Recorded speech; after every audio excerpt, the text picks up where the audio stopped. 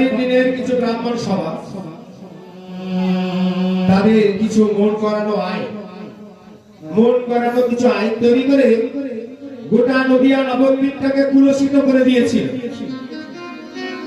ছোট জাতের কোনো মানুষের সঙ্গে চলা যাবে না, ছোট জাতের মানুষের সঙ্গে মিশা যাবে না, একসঙ্গে বসা যাবে না। এই যে আজকে এখানে বসে কীর্তন শ্রবণ করছে, এই নিয়মটাও তৎকালীন দিনে ছিল। তৎকালীন দিনে নিয়ম ছিল যে আপনার পাশে যে লোকটি বসে আছে সে আপনার জাতের কিনা। এখানে আজকে কদিন হচ্ছে না বাবা, কদিন? এই যে 3 দিন নাম, 2 দিন নাম হলো, 1 দিন লীলা চলছে। কাউকে জিজ্ঞাসা করতে হয়েছে আপনি যে পাশে বসেছে, জিজ্ঞাসা করতে হয়েছে কাউকে যে সে আপনার জাতের কিনা? হয়নি। সেই প্রথাটা মহাপ্রভু তুলে দিয়ে গেছেন। আসলে নদিয়া নবদ্বীপে একটা প্রদীপ ছিল,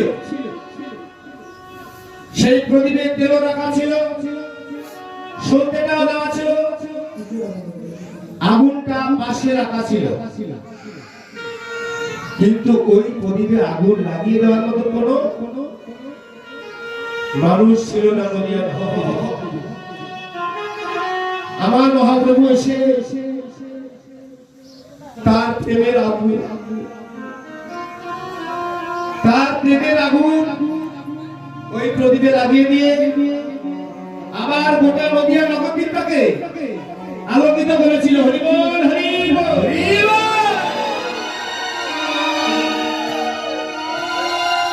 বাবা মহাপ্রভু একটা বাণী করে দিয়েছিল যে পৃথিবীতে আছে যত নবরতি গ্রাম সর্বত্র প্রচার হবে মোর মধুমাকে এই হরি, এই কৃষ্ণ নাম। হচ্ছে না?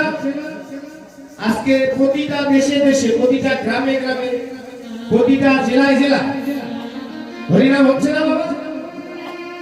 নদিয়া মায়াপুর গেলে দেখা যায়। দেখুন বিদেশে কোথায় থাইল্যান্ড, কোথায় ইতালি, কোথায় আমেরিকা বড় বড় সাহেবরা এসে তাদের ছুট বুট টাই সব পরিত্যাগ করে তিলক চন্দন গেরুয়া বেশ ধারণ করে হাতে একটা জপের থলি নিয়ে হরে কৃষ্ণ করে বেড়াচ্ছে।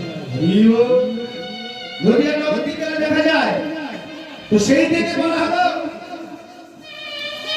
জয় নবদ্বীপ প্রদীপ ভারত। আজকে নবদ্বীপ শুধু ভারতের প্রদীপ নয় বাবা, গোটাই সনাতন জাতির প্রদীপ, গোটা সনাতন জাতির প্রদীপ নদিয়া নবদ্বীপ, যেখানে কিনা আমাদের কলিযুগের ভগবান গৌরাঙ্গ মহাপ্রভু এসেছিল। সেই থেকেই বলা হলো জয় নবদ্বীপ প্রদীপ ভারত। মহাপ্রভু হরিনাম করছে, করতে করতে রাস্তা দিয়ে যাচ্ছে, ঠিক এমন সময় একদম চন্ডা ওই পথ দিয়ে আসতেছে।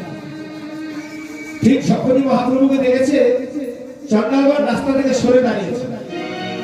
মহাপ্রভু গিয়ে বললেন, কি গো চন্ডালগড়,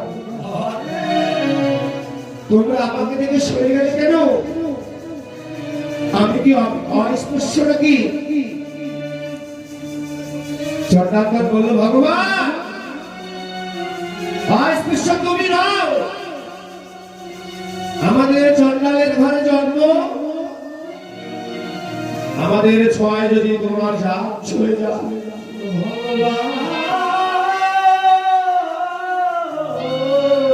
ভগবান ডেকে বললেন,